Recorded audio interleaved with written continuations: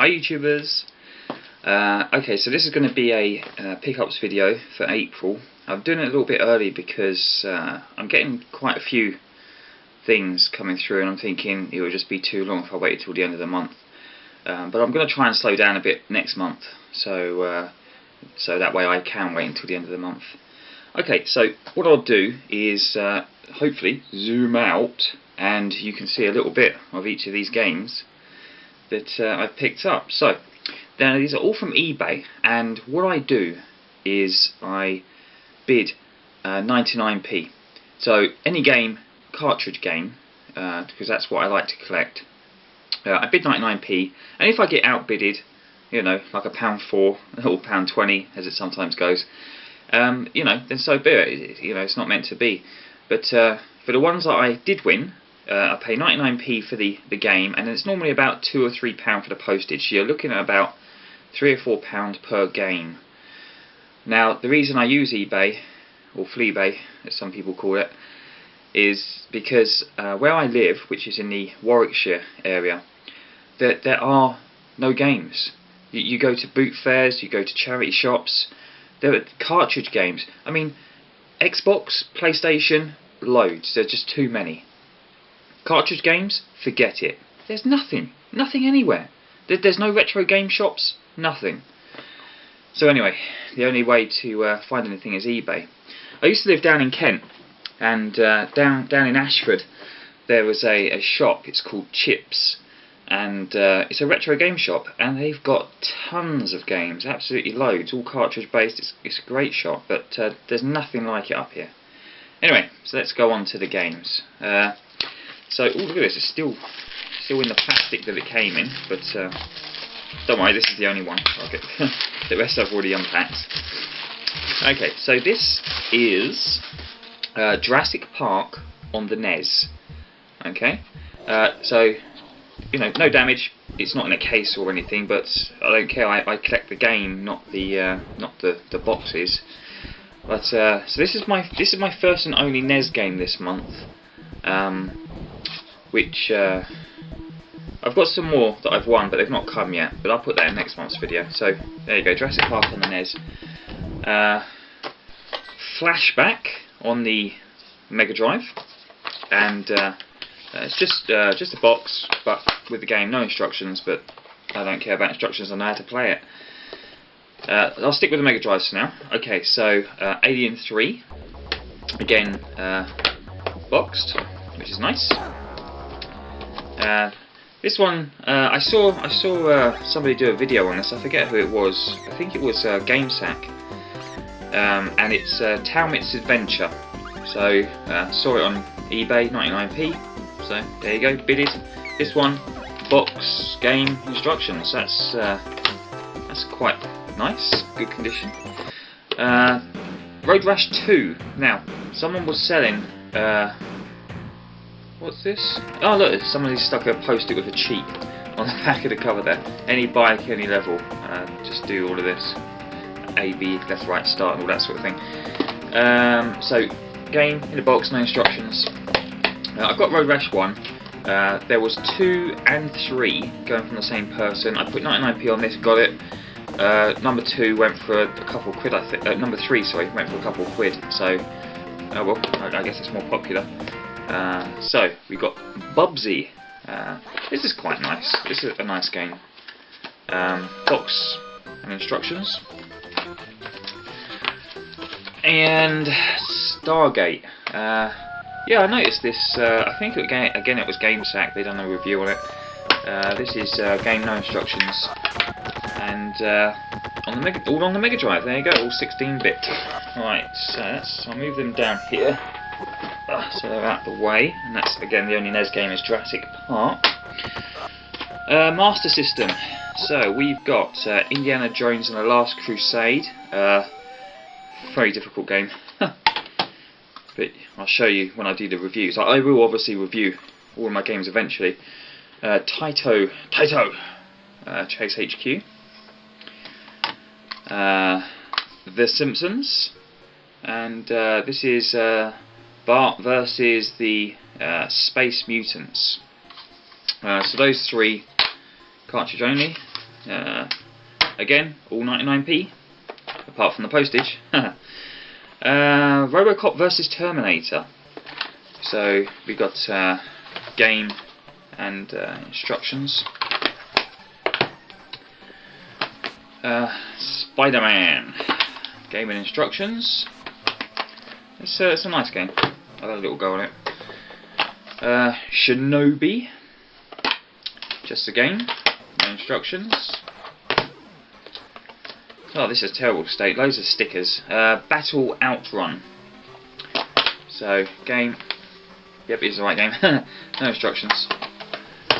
And Xenon 2. I think again I saw a review of this which made me notice it.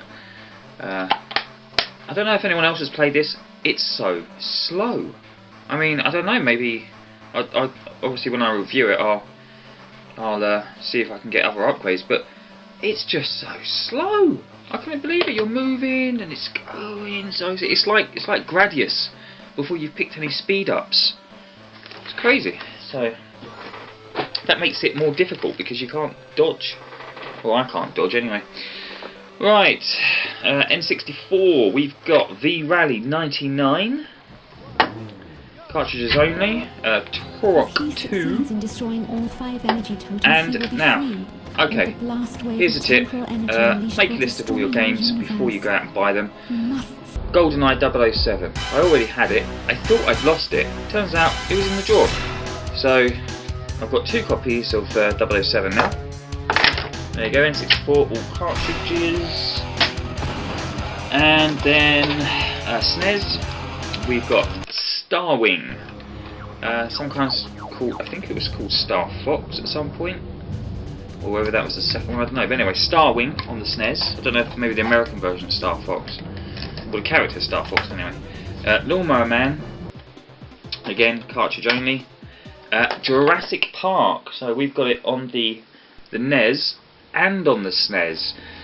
Now the thing I like about the SNES version, the reason I got this is because I had it when I was a kid. The music is phenomenal. It's amazing game music. It's music that you can just listen to. It's so nice. And again, you've got the Mega Drive version and we've got the SNES version. Flashback again. You know, virtually identical. But this one is box, but obviously being a SNES game, the box is just a piece of cardboard. No instructions, just a cartridge. Yeah. Now, as you can see with the SNES, you've got these 4 colours here representing the gamepad. So my gamepad for the SNES that I had with the SNES it's just died on me. Buttons don't work. It's not an original. It's one of these copied ones where you've got the turbo buttons. And yeah, it's just, I don't know if the wires are broken or what, but you wiggle the wires and it might work, it might not. Anyway, so I've had to ditch that. I've gone to one of these again on eBay. It's a sort of retro game replacement store, and what I've got from them is I've got these. It was 2 for a fiver or 2 for £6, something like that. It's replacement SNES controllers. The only problem with it is I think it's based on an American design again, because you haven't got the 4 colours, you've got these 2 different shades of purple. And when I've looked on YouTube and seen these people playing, that it looks like this is what they're using. So this is probably an American design, where in England I think we have the 4 colours, or all our cartridges have 4 colours on. And what else? Ah, yes. So also, when I was playing Street Fighter 2, I was annoyed I couldn't punch. I could only kick, and the reason being is Street Fighter 2 and some other Mega Drive games are based on 6-button controllers, and all my controls are 3-button. So from the same place, I've got this Mega Drive replacement. Again, it's just a copy of the original 6-button controllers. It's quite nice. Quite nice. I took it around my mate's house and we had a few games on it. You can punch with the top buttons and kick with the bottom buttons. Plus there are other games that use 6-button controllers. So yeah, and that they work perfectly. They work absolutely fine. There's no reason not to get them. And again, it was about, I can't remember. It's free postage, and it's about £6 or £7 for a pair, something like that. So it's not an incredible amount of money. You can probably pick up second-hand originals, but I'm not fussed about having too much original. I mean, I like the original consoles, but the controllers, I'm not really too fussed about that. One more thing. So I went down to the cash generators, or Tutti UK likes to call it crack converters rather than cash converters, and I picked up this. If you can see all of that, it's a gun for the PlayStation 2, and it cost me £6, and it doesn't look like it's been opened. Well, it's been opened to check the contents, but everything is still in its original packaging. So this is, it's still got the cable tie around it. This is a shotgun. It's quite a mean looking thing, this. Pump action reload. And then it has a scope. Look, still, the tape's not even been undone. This is all brand new, £6. It's got a scope. It has a sniper rifle attachment, which I think just makes the beam more focused, or not beam, but the sensor more focused. And it has a shoulder thing, to stop the kickback, but it's not real. It's not going to kick back, but I suppose it helps with the aim there. It's quite nice. It has the up, down, left, right on the actual little D-pad toggle thing there, plus all your A/B and what's this, LR buttons on the top there. It's got rapid fire, and yeah, it's you got your start and select and everything. So you've got your controller built into the actual gun, and then it's for, I think the game is Time Crisis, or Time Crisis 3 is what it's been designed for. Apparently it doesn't work with all TVs, but we know that. You're meant to have a CRT with these old things, but I've got a plasma, and I think the plasma might be okay with it. I think it's the LCDs that have trouble. So yeah, shout out to Monkey Spaz 5000. Thanks for the video. That was nice of you. Yes, I'd just got in from work, and I saw your video, and I thought, I can show you what I'm doing, and with my capture of old consoles that don't have the video out. So anything with an RF signal, one more. One more. So, right now, so I went round my dad's house, and showed him the videos, and he goes, "Oh, I've got something that you can have." So he goes out to his garage, and he pulls out that. It's like a Pong game. The old Pong with the bats that go up and down. So you've got these detachable controllers with the twiddles on there to go up and down. The problem with it is it run on batteries. I think it's got a power plug there, but who knows what the voltage is. There's no writing on here. It's by a company called Ajax. So he left it in there, and he left the batteries in, and the batteries he left in there were zinc carbon. So I'm going to have a rant now, and this is for Craig at work, because Craig wants to know all about batteries, don't you, Craig? Zinc carbon batteries. You see here this all this rust and the metal, and look, the little spring thing is all rusted and fallen out. This can be repaired. It's not a problem. It doesn't actually damage the internal circuitry. You might have to do a bit of soldering on the board, but this can be fixed. That's not a problem at all. But the difference, so I'm going to let everyone know now, the difference between zinc carbon and alkaline. Zinc carbon is the cheap batteries that you get from the pound shop. You'll get like 10 for £1 or something, or even more sometimes. And there's a reason. They're rubbish. Don't get them. Don't get them for anything.